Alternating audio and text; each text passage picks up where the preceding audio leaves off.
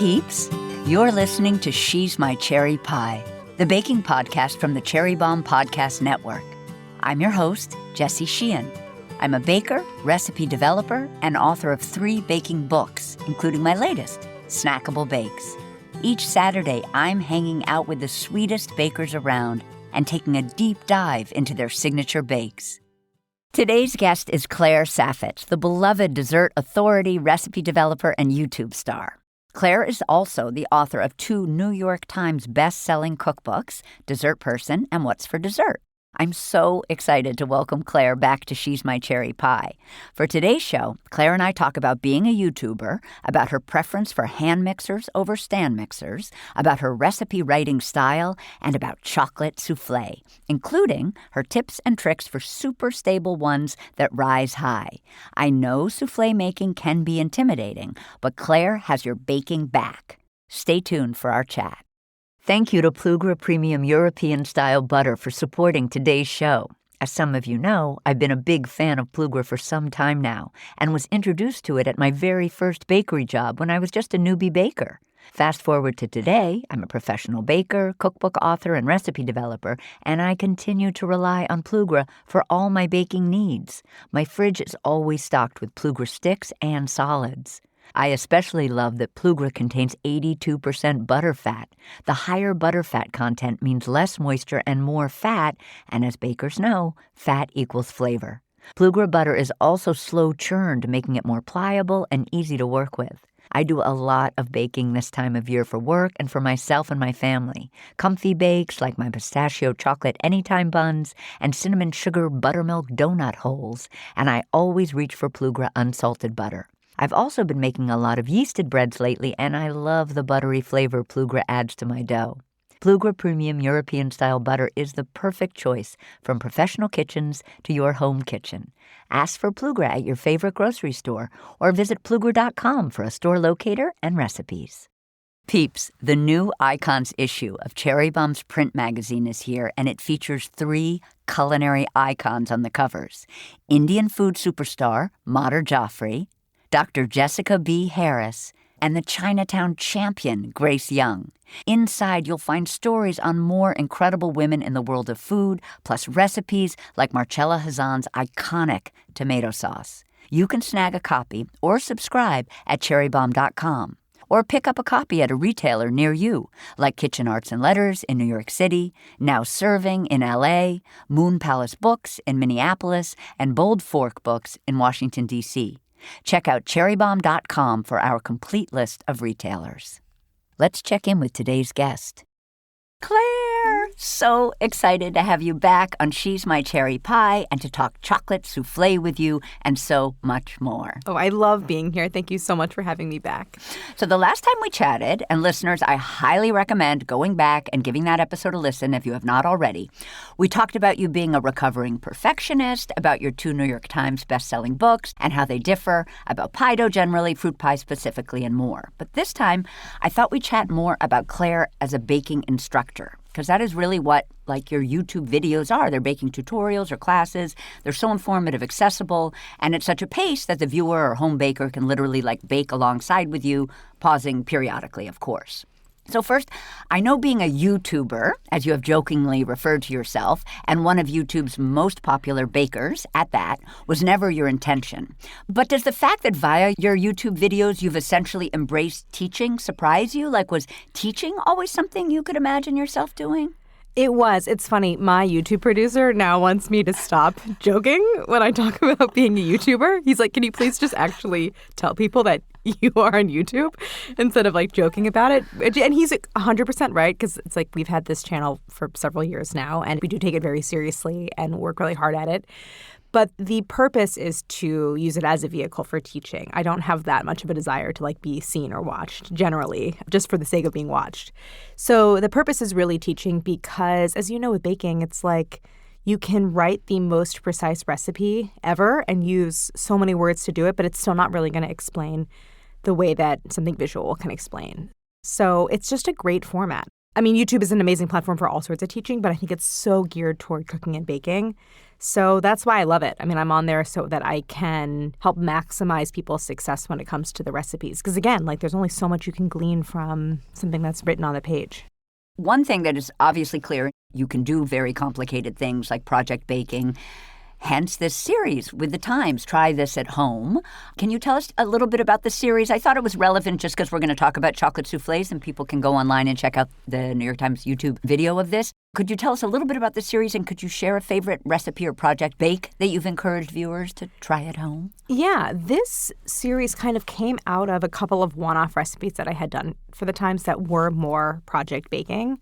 And this is going back a few years. So I had done like a sourdough recipe and they asked me if I wanted to do croissants. And I might be getting the timeline a little bit off, but it was basically born out of this idea that like, do I want to sort of help guide New York Times readers and cooking subscribers through more project-style baking.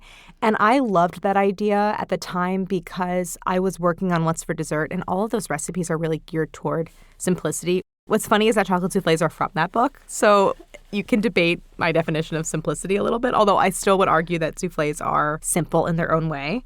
But I loved the idea of having these two modes that I could be in, was like super simple recipe development for the book and then these really interesting, almost like intellectual projects of writing these more complicated recipes that required a ton of research and like a ton of testing.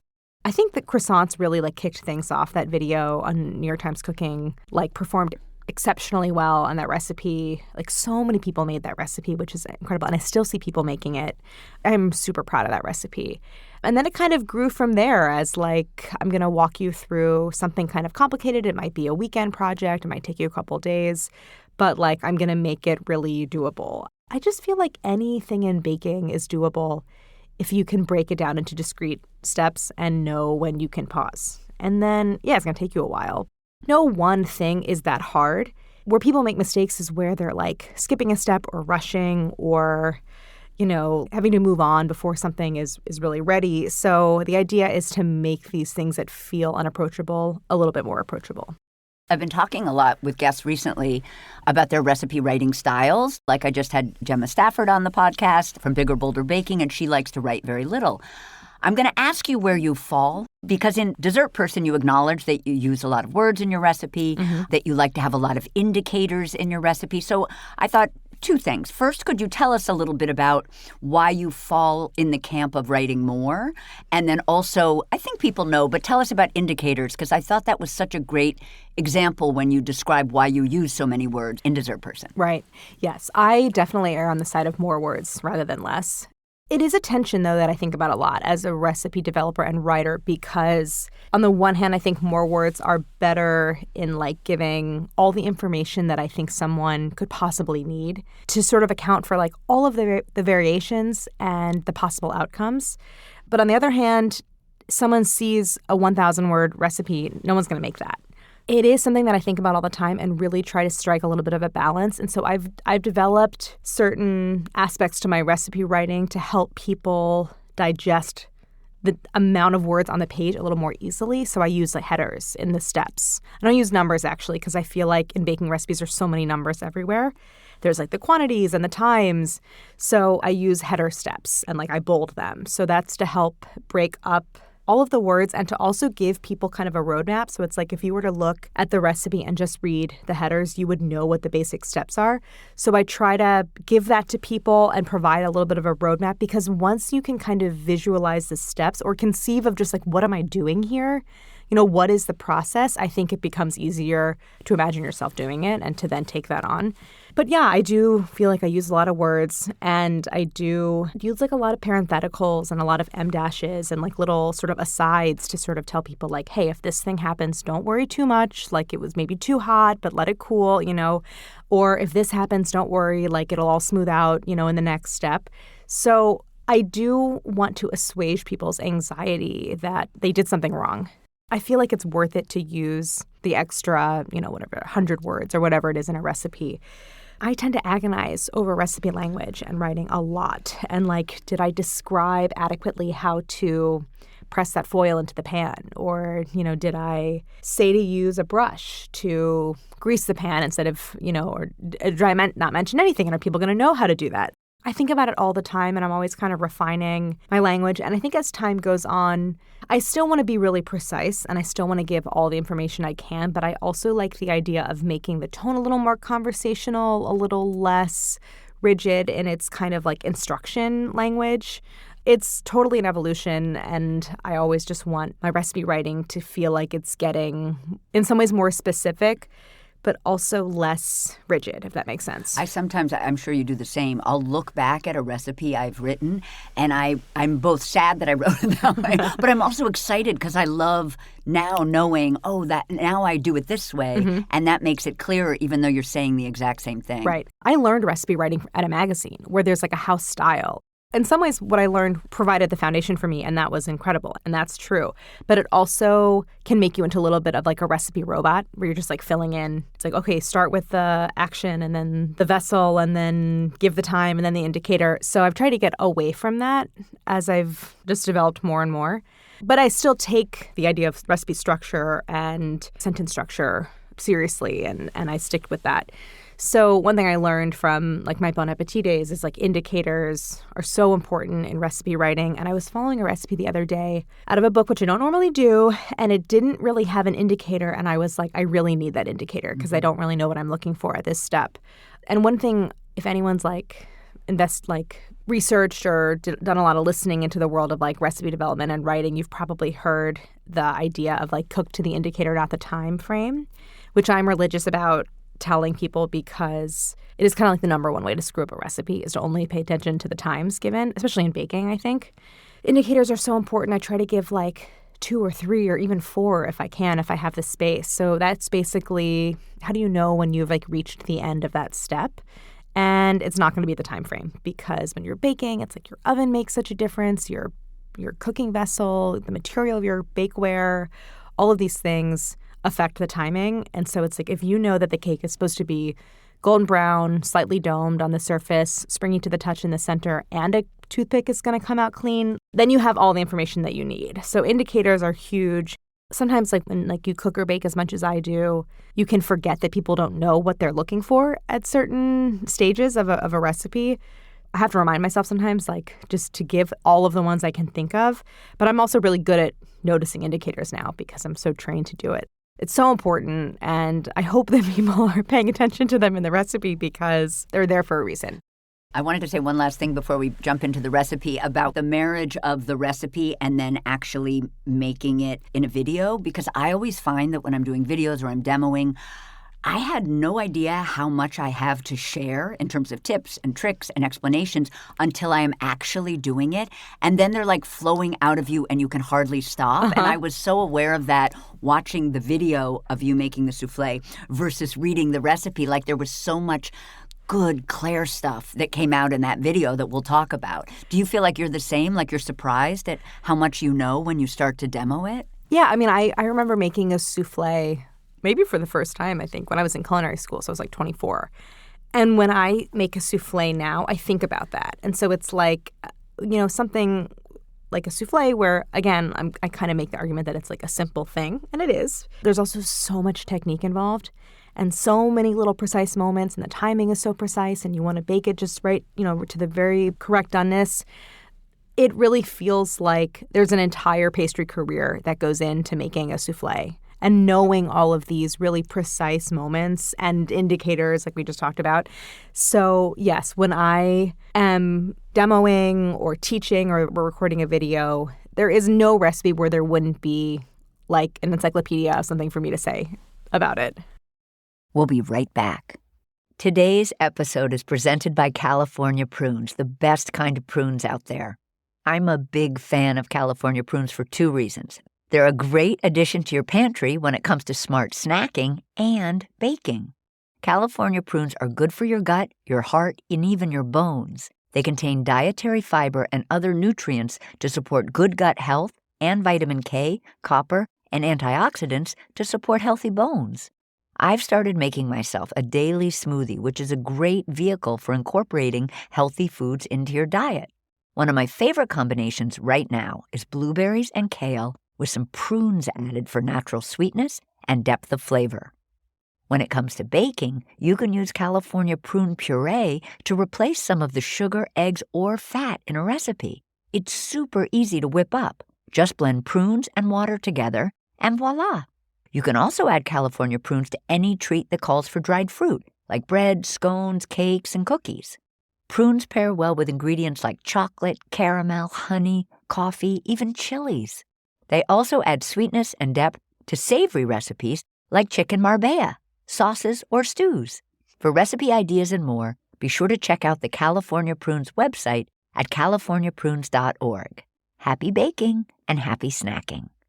I've got great news, listeners. Jubilee 2024 is taking place Saturday, April 20th at Center 415 in Manhattan, and tickets are on sale now. Jubilee is the largest gathering of women and culinary creatives in the food and drink space in the U.S. It's a beautiful day of conversation and connection, and I hope to see you there. You can learn more and snag tickets at cherrybomb.com. Now back to our guest. Okay, so now we're going to talk about chocolate soufflé. And first, I have to ask, and I think this is right, is chocolate soufflé, when you're folding the whites into the chocolate, the cover girl of What's for Dessert? Yes, that is. That photo was part of the process that we shot. So the final chapter in What's for Dessert is like a techniques-based chapter. But it's all really simple stuff. But I think people want to know about how to do simple stuff. So that was really to demonstrate folding. And it's perfect because you have white, egg white, and this like dark glossy chocolate base. So you see the contrast. You can literally see the two things incorporating. And pretty much as soon as we shot that photo, I was like, I feel like that was my favorite photo of the whole shoot. And I was like, I feel like that's a cover. It's so good. And everyone agreed, which is very rare for a cover shot. Never happens. Right. Can you describe what exactly a soufflé is in case people are a little confused? Yeah. A soufflé is a combination of, it could be sweet or savory. And so it is a combination of a flavored base, again, sweet or savory, and egg whites. So the base provides the structure and the flavor, and the egg whites provide the lightness. So a soufflé, more than anything, is a textural experience when you bite into one because it is like a cloud. And so it dissolves on the tongue. You eat it right out of the oven, so it's warm or even hot. It's ethereal because it basically starts to collapse as soon as it comes out of the oven. I love soufflés. I feel like in some ways they represent a kind of like high watermark of baking because it employs these like miraculous tools like, beaten egg whites and ingredients like chocolate and sugar. So obviously I'm very passionate about soufflés. I love them so much. One thing I say in the head note of the chocolate soufflé recipe in What's for Dessert is that I feel like I could write a whole cookbook on soufflés. They're fascinating and incredible. I also love that they're essentially a pantry-friendly, or at least this chocolate one is a pantry-friendly dessert. It is calling for ingredients that most of us, if we like chocolate, have in our pantries. Right. I also think it's worth noting that soufflés really have no season. A chocolate soufflé would be beautiful in the winter, but it would also be beautiful in the spring with berries. And you've said, which I love, that although there are a lot of soufflé rules, it's actually quicker and less complicated than the warnings would lead you to believe. And I love that note of yours a lot because I feel like that often with baked goods, like an upside-down cake or an angel food cake, things that we know are actually really easy to make, but that they seem kind of scary. I love that there are these things that are actually fundamentally simple if, as you've said, we kind of break down what the techniques are. Right. Yeah, I think with soufflés, there's like a lot of fear-mongering about them, which I understand to a point, but I hate that it would deter people from making one because while sort of the margin for a like perfect soufflé is so slim, it doesn't really matter because it's like a slightly denser soufflé, especially chocolate, is going to be amazing. It's just going to like taste like a lighter brownie. If it's like a little undercooked, it's going to taste like raw chocolate batter, which is still really good. And if it's a little overcooked, it'll be a little more like slightly drier and more cake-like. But it's like those are all great versions of something that are going to taste good and be fine and that people are going to be happy to eat. I don't want the truisms about soufflés to deter people from making them because, yes, there's a lot of precision and technique, but like almost any version of them is going to taste really good. So the first thing, we'll preheat our oven to 425 and we're going to prep the ramekins. Why is it so important to prep the ramekins now at the beginning of the recipe? And why ramekins as opposed to a, like, I don't even know what you call sort of a very large format ramekin or soufflé dish? Right. Yes. Okay. So these are individual soufflés, which I think is important because it is much easier to achieve even baking in smaller ramekins because you basically have more surface area. So 4 small ramekins is going to have more surface area than like one, souffle dish. And I think that's really important, especially for beginners. So yes, you could make one large souffle, but it is harder to get that exact point of doneness in the center before you've kind of overcooked the outsides. It's important to prep them first, right as you're preheating the oven, because soufflés are based on egg whites, beaten egg whites. So beaten egg whites, when you mix them with sugar and you whip them, they trap air and you make this foam that is all these millions of little air bubbles. And that is inherently unstable. What you really don't want to do is make your souffle batter and have it sit there while then you're buttering your ramekins, because you're going to lose all this volume and like those little bubbles are going to pop. So mise en place, like getting everything organized and having all your ingredients ready, and especially your ramekins prepped, is very important. We're going to now generously and thickly brush room temperature butter using a pastry brush over the bottoms and sides of 4 6-ounce ramekins. We're using straight upward strokes along the sides, brushing all the way to the rim, which I love this little note. But first of all, it's an extra sticky spot. But also that rim in a ramekin is a design element that's made for a souffle. Yeah, so the ramekins don't have actually like straight sides all the way to the top. There's a little lip at the very top of the rim, and that is there for souffle making. And it is very important to butter that entire surface and the inside, basically anything that's not part of the like fluted exterior, because egg whites are super sticky and they will anchor to anything that isn't really thoroughly buttered. And what happens when egg white anchors, especially at the top of the ramekin, is you start to lose the rise and you'll get something that domes rather than rises with like these beautiful tall straight sides, which is what you want. So buttering the whole thing is important. And those upward strokes also, this is like, again, like something, from like our French chef demo in culinary school, that upward motion creates these kind of streaks in the butter that will help encourage that batter to rise upwards. And can you tell us, do you have a brand of brush or a type of brush? Like, do you like bristles? Do you like silicone? Oh, I like bristles. I like a natural bristle brush. I am truly dissatisfied with basically all pastry brushes because they don't keep the bristles and the bristles fall out and they like get smelly. And my favorite pastry brush is actually a Japanese brush that has soft bristles. So it's actually not great for buttering stuff because you need something with a little bit of structure. So if anyone wants to reinvent the pastry brush and like make it not lose its bristles and make it easier to clean and dishwasher safe, that would be great. After we have brushed in these upward strokes, we're going to give this sugar dusting to our ramekins. Can you tell us why we want to dust with sugar? Yeah. So in any sweet souffle, you'll probably always see sugar as the sort of coating for your buttered ramekins. And in the case of savory recipes, you might see like Parmesan cheese or breadcrumbs. And basically it is there to act as like grips. Like if you picture a climbing wall, like the little rock grips. And that is there to help the batter kind of rise out of the ramekin, which is what you want it to do. So really important. Otherwise, you'd have just greased the sides, and that's not going to, it's going to want to kind of like slide back down the ramekin rather than continue to climb. So now we're going to put about a tablespoon of sugar in each ramekin, shake around, tilt and rotate, tap out some excess into the next ramekin. We're going to place our ramekins, our prepared ramekins, on a sheet pan. And then also, I know you don't want us to clump them together in the center of the pan. Right. How come we need to spread them out? Right. So they should be spread out so that there is plenty of air circulation around all of them. That way they will rise evenly. You'll notice even sometimes the soufflés in the back of the oven, so in like one side of the sheet pan might be slightly higher on one side, the side that's facing the back of the oven, because you're getting more heat kind of reflected from there. And I just like the food service ones, really. Like we use like standard half sheet pans, aluminum, light, cheap, we beat them up pretty good. Right, exactly. The little rolled lip. Yes, yeah. Rolled lip. So now we're going to make the chocolate base. Can we call it a pastry cream? It is basically a pastry cream. Okay, yes, so we're going to make our chocolate pastry cream. And if it was savory, we would call it a bechamel, or it would be a bechamel. Right.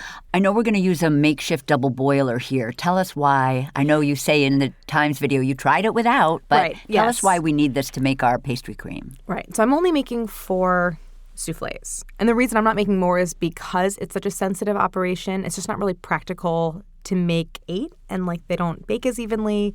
And I feel like for beginners, like you're not in a restaurant, like just make 4. It's just a better place to start. most of the volume of the batter is egg white. So the quantity of ingredients that I'm using to make this flour-based pastry cream is really small. And if you do it even in a small saucepan, the chance of it overcooking is really high. So I do it in a double boiler, which is just like a little saucepan of simmering water with a heat-proof bowl set on top. It's a nice gentle heat that is being applied to whatever's in the bowl. You'll just get much more consistent results. It is basically a pastry cream. It's not going to look like the pastry cream you're used to. So I didn't call it that. I just called it the soufflé base, but that is basically what it is. With our double boiler, we'll have like about a half or 1 inch of water in our pot or saucepan. I noticed there was a New York Times comment like, it's not a saucepan she's using, it's called a pot. Oh. Which I thought was hilarious. Like, that's a very New York Times comment. Exactly. But anyway, a saucepan, a pot. And we're going to bring that to a low simmer or a simmer and then maybe lower the temp a little bit. Should be steaming. And then in a medium heat-proof bowl, I know sometimes you're using glass, but you've said that metal is actually better for a double boiler because of the better heat transfer. Yeah. Some things often just don't cook that, or it just takes so long for things to cook in glass because it's a poor heat conductor, which can be a good thing. But in the case of a double boiler where I'm actually trying to cook, here I'm trying to cook flour and yolks actually, it's just going to happen so much faster in metal. And is Restaurant Supply kind of where you would pick up your metal bowls? Yes. Yeah. We have like a set of nesting bowls. Yeah. I think they're like Winco is the brand. Yep. They're like super lightweight. And I like how they're so wide, which is great for folding. Yeah. So the first thing we're going to do is we're going to blanch the eggs, and blanch is to lighten. Mm-hmm. And we're going to blanch the eggs by whisking together sugar and a few of the yolks from the recipe and whisk vigorously until the mixture's pale, light, and thick. When I first heard blanch, you talk about blanching, I thought it was tempering, but it's a different thing. It's the step when you're merely lightening the eggs. Yes. So blanching and tempering almost always go together. But in this case, I'm actually not tempering because it's like, again, the volumes of things that I'm using are so small. I'm basically just mixing everything together and then applying heat. So normally with blanching, it's like you're pouring in a hot liquid, either like lemon juice if you're making curd or milk or dairy if you're making custard.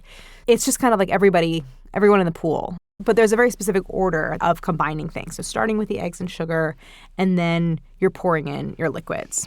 I loved this note because I've always known this to be true, but didn't actually know the reason behind it. You say be sure at this stage of the game, the sugar and yolks, not to leave them by themselves for a while and go answer the phone. Right. Can you tell us why? Yeah, so I had also always heard like, oh, sugar cooks the yolks. I don't know that that's actually, I don't think it doesn't mean it's like pasteurizing them. But basically what happens is like the sugar pulls moisture from the yolk and you get like little tiny hardened bits of yolk that don't really ever incorporate into the recipe. Anytime I have eggs and sugar, I always keep them separate until I'm actually doing that step.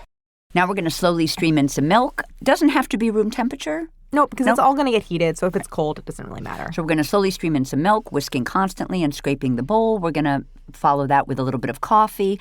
I'm assuming coffee is there to sort of pop the chocolate as opposed to make it taste like coffee. Right. It's not coffee flavored. It's just there as a flavor enhancer for the coffee and then to also add a little extra liquid.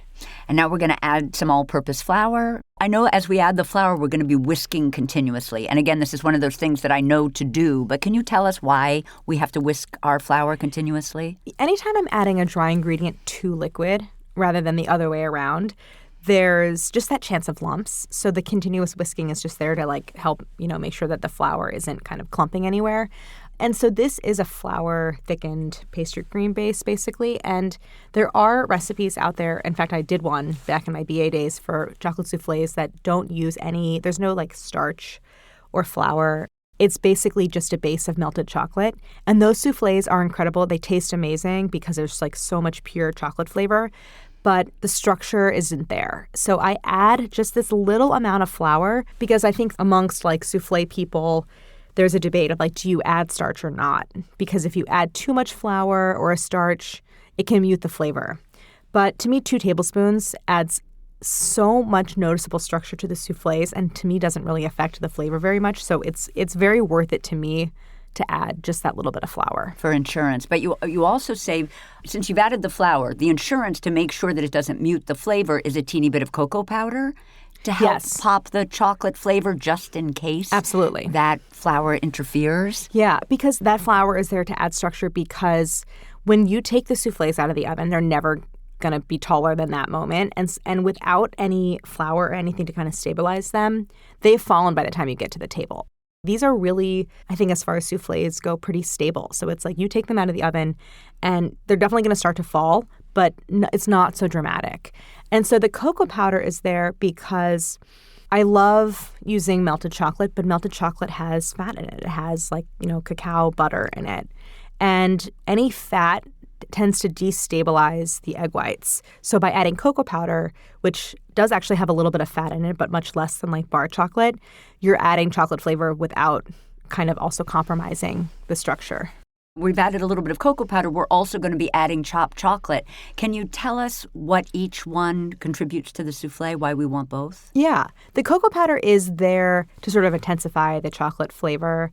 The vast majority of it is coming from chopped chocolate. And I think it just gives like the most incredible silky texture to the soufflés.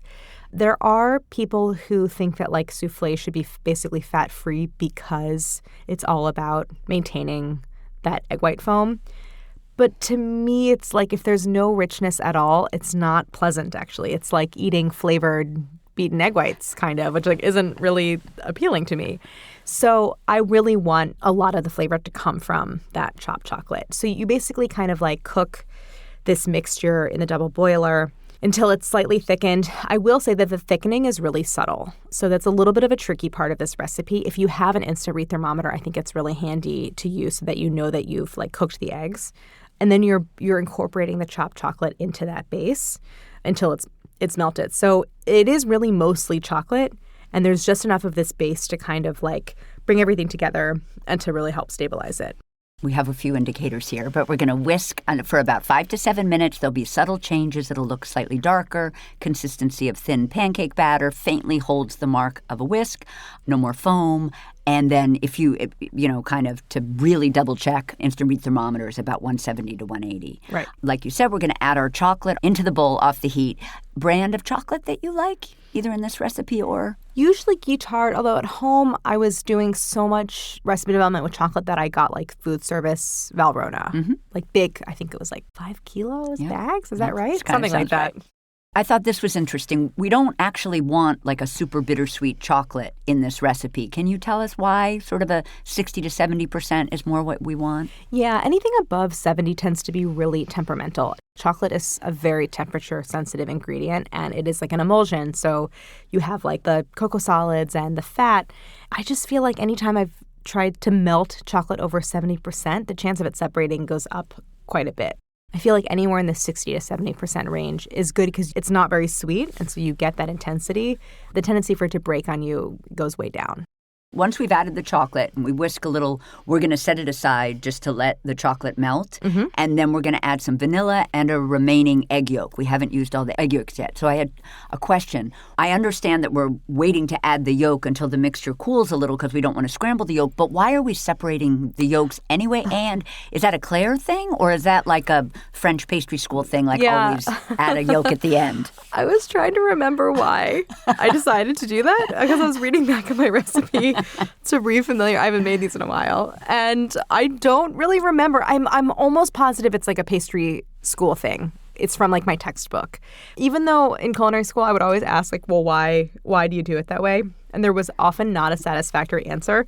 I still believe that they weren't like lying. I still believe them that that's the right way to do it, but I wasn't always getting like a clear answer. So I think I'm adding the last or the third yolk after the chocolate is in. I seriously don't even remember why. But I still think it's important. I'm not saying don't do it.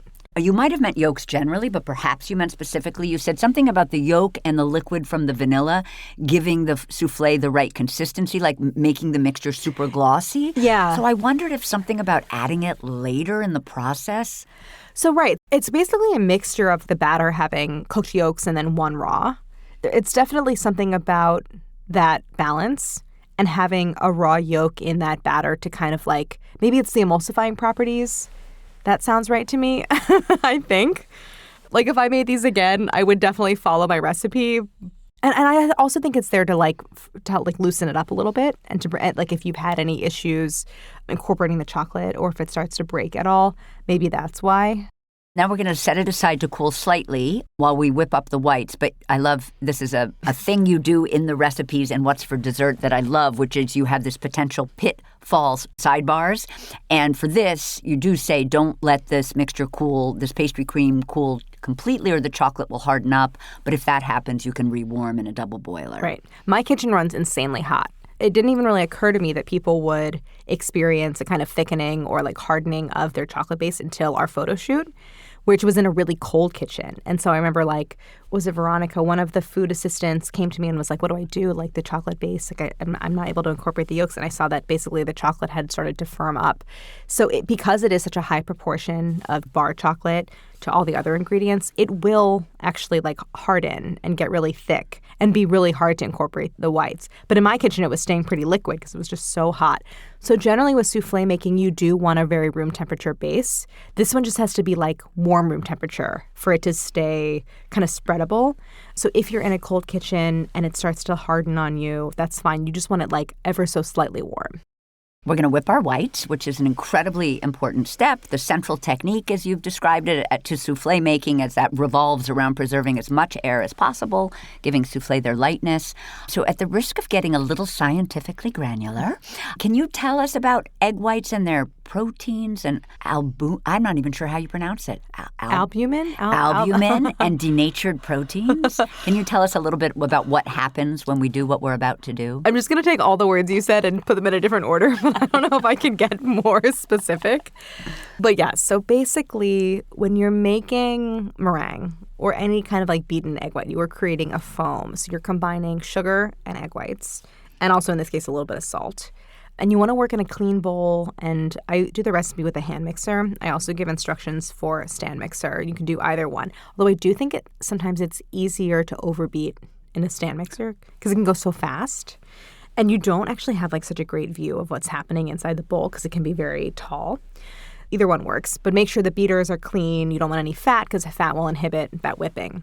So when you combine sugar and egg whites, you are like denaturing the proteins in the egg whites, which is allowing them to, they kind of like unfold and they're able to then to trap air. And again, don't ask me any more questions about it because I've like looked very deeply into the science, but I didn't like retain any of that information. That was sort of like just the top notes. The nouns you were throwing around, I was like, oh my God, denatured proteins?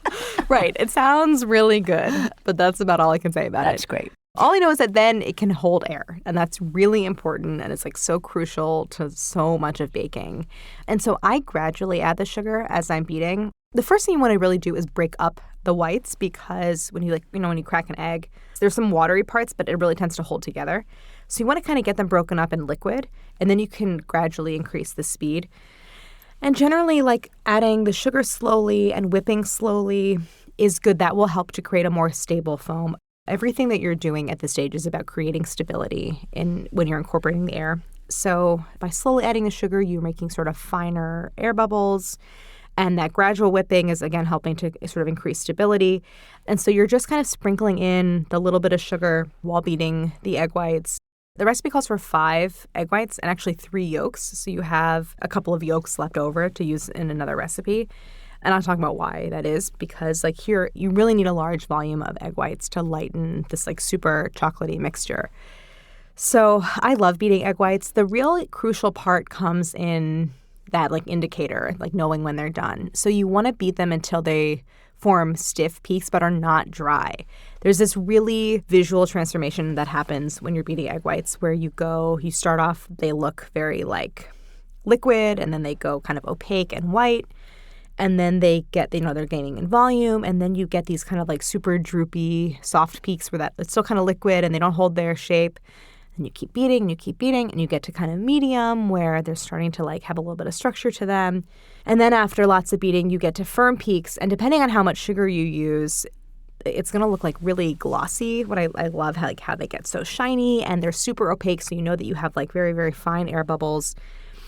Beating to firm peaks is really important because that is going to give structure to your souffle.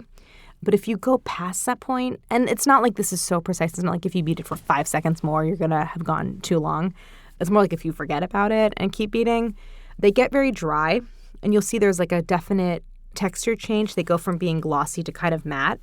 They get this kind of like curd-like texture to them. They like look lumpy, and that's going to be very hard to incorporate. And then your souffle is actually going to lack structure because you've gone too far. So that kind of firm, glossy peak is really important. I'm just going to unpack that a little bit just to give people even more little details. I love this idea because I was going to ask you if a stand mixer was okay. I love your reasons for using a hand mixer here. I think that's important because often, I know when I write recipes, I'm always just saying this or that, this or that. I love your reasons for why a hand mixer makes sense here in terms of the bowl and in terms of control. So if we're using a hand mixer, we'll have a large metal or glass bowl, but we're going to avoid plastic. Can you tell us why we don't want to whip our egg whites in plastic? Yes. So plastic is not good for egg whites because even like what you think is a clean plastic bowl has actually retained a very subtle fat residue from whatever was in the bowl previously, and that is going to inhibit whipping. And if you've ever tried to whip egg whites in a bowl, you'll notice they like slide down the sides. Like they just don't gain volume the way that they would in a glass or metal bowl. And I love this as well. The eggs we're using, in an ideal world, you're getting your eggs from we're whipping them when they're room temp. We're going to separate them when they're not, and we'll talk about that in a second. But that we want them to be not from the farmer's market, from actually the grocery store. And can you tell us why we want supermarket eggs? Yeah, supermarket eggs as opposed to like farmer's market eggs are a lot older, which is generally like no one thinks is a good thing unless you're making meringue. Older eggs, I think it's because like the water content is slightly lower. They've like actually like lost some moisture through the shell. Older eggs just whip better, and room temperature whip better. That's a really good note for people that you actually, if you're thinking about it, separate them earlier so that they can come to room temp, but don't let them come to room temp in the shell. If you need to separate them, do it beforehand. Right. You're so much more likely to break the yolk when they're room temp. When they're cold, they're like firmer. So you're going to have a better time separating them and then let them reach room temp separately. And then I think I saw you do this in the video, but a lot of people think that they should be cracking their eggs on like the rim of a bowl. Do you always crack on the counter? I always crack on the counter because the chance of getting a little shell in there is pretty high if you're using the edge of the bowl. And I also love this because in our bowl we're going to be whipping or beating egg whites with a little salt. And I know we're going to use Diamond Crystal, but I love that you tell people what to use. How much if they're using Morton's? Because usually people just say Diamond Crystal, not Morton's. Right. I'm very dedicated to giving both. Again, it's one of those, like, I use more words, but I think it's worth it because I don't trust people to read the one note I put at the front of the book, which says if you're using Morton, you half the amount that I call, of Diamond. It's like, and then apply that to the whole book. It's like all the information needs to be on the page that people are on. Yep, I love that. And I love this, too, that the salt is actually a great addition when whipping egg whites because it contributes to the stability and then also pops that chocolate flavor. Right. So we're going to use our hand mixer. We're going to beat on low speed until the whites are broken. Just as you say, whites can be like a little blob. Right. And you want to break up your blob. Just about 30 seconds. We're going very slow at this frothy stage because the stability in the foam is going to be better achieved at a slow pace, which is hard for those of us that are impatient. But I try to do this. We're gradually adding our sugar, again, because that gradual speed of adding the sugar, again, helps with the stability. Right. And you also say stops you from overbeating or can preclude the chance that you're going to overbeat. Yes. Because you're taking time to do that. Yeah. I mean, the sugar gives a kind of like elasticity to the egg whites. So the more sugar you have, the less likely you are to overbeat. And the more your egg white mixture will be like super glossy and dense. Once all the sugar is added, we will increase our speed to medium-high, and we're going to continue to beat until we have dense, glossy egg whites that hold a stiff peak. Can you tell us some of those indicators? Yeah, so this is another reason why I like a hand mixer because you can start and stop so easily to check doneness. And again, working in a wide bowl, it's like you're like looking at more surface area of the egg whites to really gauge. So definitely like surface texture is important. It should be really glossy, super opaque white. The transformation is just incredible from like this like yellowy liquid egg white to this now kind of, meringue egg white foam. When you lift those beaters up, the mixture should form these peaks. So when you see like stiff peaks, it's like classic recipe language, but this is really what it's talking about. They should stand straight up. So if you have medium peaks, like they might kind of flop over like the tip of a dairy cone in a commercial, like the soft serve, you want them to stand nice upright, like little bunny ears or that kind of thing. So that's really important. And like if you're not there, just keep beating. And once you hit that point, I mean, I would maybe test every 20 seconds or so of beating on high with a hand mixer. And then once you're there, you're there. You don't have to keep going. Again, it's not like if you beat for an extra 5 seconds, you're going to like somehow ruin it. It takes like a decent amount of extra beating to get to that point where you've overbeaten them. But just to be paying attention to like how is the texture changing. Of course, the volume is going to have changed dramatically. It's going to have like, more than quadrupled in volume. So beating egg whites takes a little bit of practice to really be attuned to those important like endpoints. But I do give a lot of information in the book about like what that looks like. I just selfishly have to take a moment to talk about hand mixers with you. First of all, I would love to know the brand that you love, but because I've become obsessed. I think it's KitchenAid. I'm not sure, but it's a cordless one. Oh my God, Claire. Anyway, yeah, the cord is super annoying. The cord is annoying, and particularly you do this, like making your videos at home. It's nice to be able to do it without a cord in them. Yeah. But my question for you is, so when you're just Claire at home developing a recipe, if you can avoid it, do you not touch the stand mixer and always use a hand mixer? Pretty much. It's just like, I know often when I get out my stand mixer, I'm like, oh, I'm glad I got it out because it's so much easier. But It's just like annoying to get out. And I keep it on the counter. So it's like, obviously I'm pretty lazy, I guess. But it just feels so much easier to get out a bowl and the hand mixer rather than the whole stand mixer. Yeah. I mean, I like pride myself in my recipes and my writing to never use mixers, hand or stand. Mm-hmm. But sometimes when I pull out a hand mixer, I'm like, oh my God, this is easy. This is not that hard. I don't know what it is, but it feels so different than using your stand mixer. I will try to do basically everything by hand when I'm at home because it does come from laziness a little bit. But in the case of egg whites, it's like you have to use a mixer unless you really want to get an extreme arm workout. But I like the Breville hand mixer. Okay. It's definitely more expensive, probably like twice the price of your average hand mixer, but the power is definitely superior. It has a light and it has a count-up timer, which is amazing. Yes. Yeah. One more question. They usually come with like a beater plus like a whiskey-looking thing? Oh, yeah. I get rid of that. Never use the whiskey thing. The beater pretty much does whatever that does. Yeah. I think one time I used it to like whip cream, but it was like... Yeah, why? It's the same. Yeah. Okay, good to know. Thank you. They also have like a corkscrew attachment, and I have no idea what that's for. I've seen that. I think it's supposed to be a dough. For bread? It's supposed to be. Oh, there's no way that's... Can you imagine? You're like, I'm ready. I'm eating my bread right now. I'm going to make my 2 ounces of bread dough. Exactly. Yeah, I can't imagine that works. All right, now we're going to mix our whites into our chocolate pastry cream.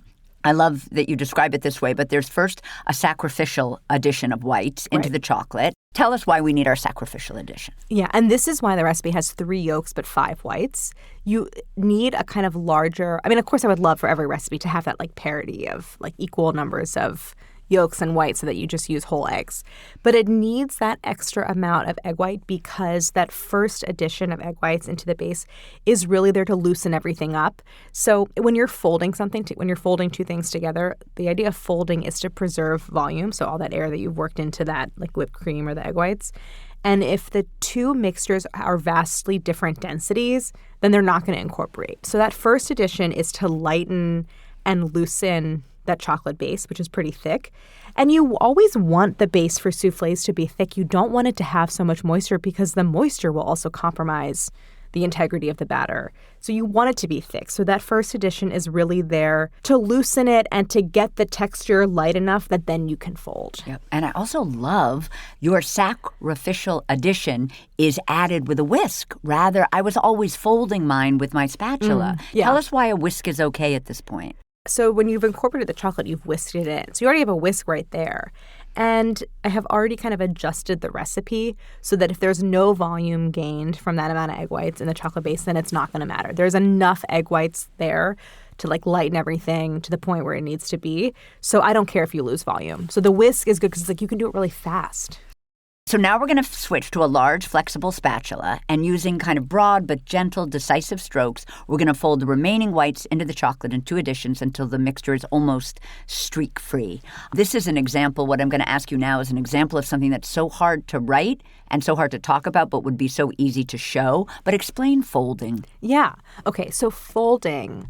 One thing that has been brought up to me multiple occasions is the like Schitt's Creek moment of folding, which was truly pivotal for me in writing this book because it really did make me realize like how the knowledge is very specific of like what does folding mean? Like it could be easy for people like us to just think that people know what that means, but they really don't. So folding is a technique for incorporating an ingredient where you want to preserve a lot of the air. So I mentioned like whipped cream or egg whites. So like in making a mousse or in making a sponge cake, you're going to see folding used. Folding is basically you're taking a big spatula, and the idea is that you are dragging it kind of down and across the bottom and side of a bowl where you have these two mixtures that need to be incorporated. And you're kind of taking what's on the bottom and bringing it up to the top, and then there's like a wrist kind of rotation that then is like depositing that on top. So you're taking from the bottom and lifting up to the top. And what's crucial about this is that you're also rotating the bowl, because if you don't rotate the bowl and kind of cut down into the middle of the mixture, you'll never actually combine the two things. You'll just keep like rotating from the top to the bottom. It's a gentle method of incorporating like an ingredient like egg whites so that you retain all that volume, because if you were just to stir it in, you're going to like pop so many of those little air bubbles. So now we're going to fill our ramekins, and I love this. The trick to a tall souffle is completely filling the ramekins all the way to the very top. They will literally double in height in the oven if you do this. So we're going to spoon the batter into the ramekins, filled to the rim. This was interesting. We're going to tap the ramekins delicately on the work surface to help settle the batter. I worry about deflating. I would be scared to do that. Yeah, so when I tap, often it's like on a towel, so I'm not getting like a really sharp motion. I'm not trying to pop the air bubbles. I'm just trying to eliminate like really big air pockets. It's so gentle. It's just a motion to kind of get everything into like a single layer. Then we're working one ramekin at a time. We're going to use a small offset spatula, which I read is one of your favorite tools. Definitely. Number one. Love. So with a small offset or a butter knife, we're going to smooth the surface of the top of each ramekin. Working over the batter bowl, we're going to scrape off any excess batter with a quick motion so that they're level and flush with the top of the ramekin. Now we're going to sprinkle a teeny bit of sugar on top of each one. Can you tell us why? Yeah. By the way, this process is really messy. Every time I did it, I made a little bit of a mess. So working over the bowl is good because there's going to be like excess batter that can then get scraped off. And you could also use like a bench scraper, anything with a straight edge. So just know that like the outsides might get a little messy and you can wipe that off. I do like the sprinkle of sugar on top because one, it makes like a crunchy lid, which is really texturally pleasing. And the rest of the souffle is like so soft and airy. I also think that it helps to get that top layer of batter to adhere it together. So it kind of decreases the chances that your souffle is going to split at the top and kind of open up as it bakes. To me, the ideal souffle has a really flat top and straight sides. Its head hasn't kind of like domed or like split or opened up. Now we're going to do this rim wiping stage where we're working really quickly with one ramekin at a time. We're going to run a clean thumb around the top inside rim of the ramekin where there's already a natural indentation. We're doing this gently. We're not trying to take the butter off of the ramekin. Can you tell us why we want to? Because it's funny, I've done that when I've made souffles. I don't think I knew why I was doing it. Yeah. So this is going to really decrease the chance of any batter kind of anchoring to the side. And the batter at this stage, if you have properly whipped your egg whites and gotten them really stiff, the batter is going to hold its shape a little bit. So you're going to be, when you're kind of wiping your finger along the inside of this indentation at the very top, you're going to remove batter, and it's not going to be so liquid that it's going to like refill in that area.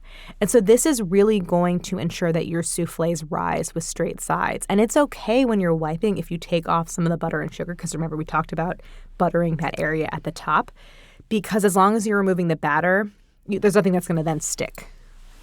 So now we're going to bake our souffles. Our ramekins are going to be on that sheet pan. We're going to space them evenly. They go into this 425-degree oven, but we immediately drop the temp to 375. Can you tell us why we drop our temp? Yeah. So with souffles, the whole point is to create something really light and airy. So what you want at the beginning is that blast of heat, which is going to immediately kind of initiate the expansion of all these air bubbles. And so it's going to kind of kickstart that rise of your souffle.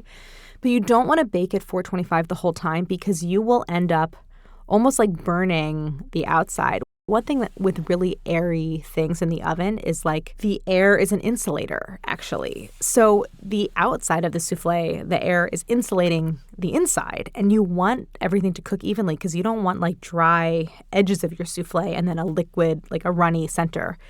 So that lower temp is there to ensure that everything actually bakes at like a fairly steady pace, and the middle of your souffle has time to cook before you've really like overcooked the outside. We're going to bake for about 15 or 20 minutes, but tell us a little bit about your best test for doneness. Yeah.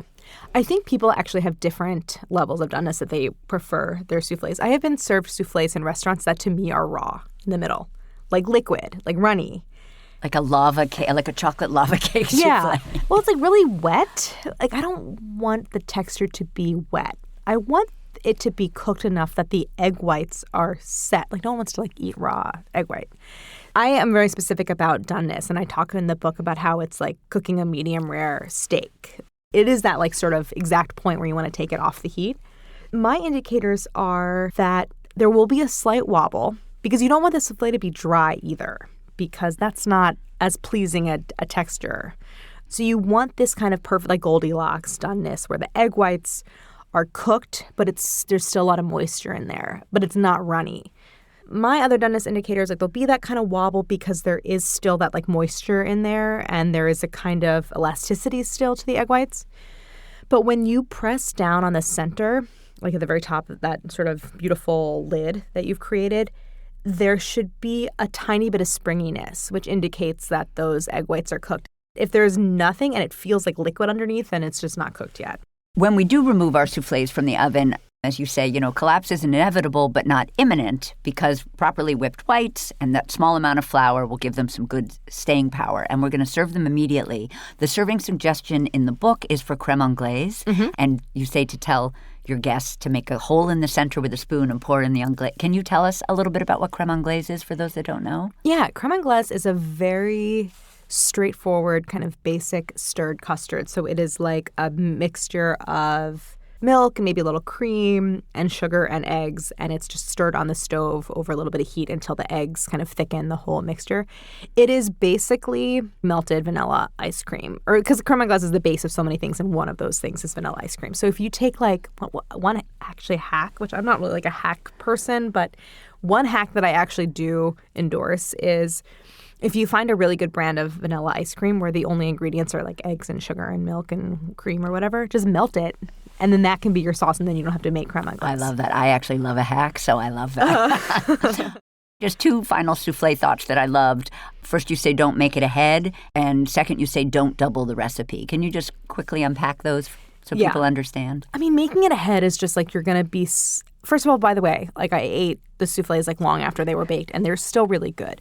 But the experience of a souffle is to have something served to you warm, straight out of the oven, where it is at its absolute like lightest. And again, that it's like the idea that it's ethereal, that it's fleeting. So you want to eat it at that exact moment of like emerging from the oven.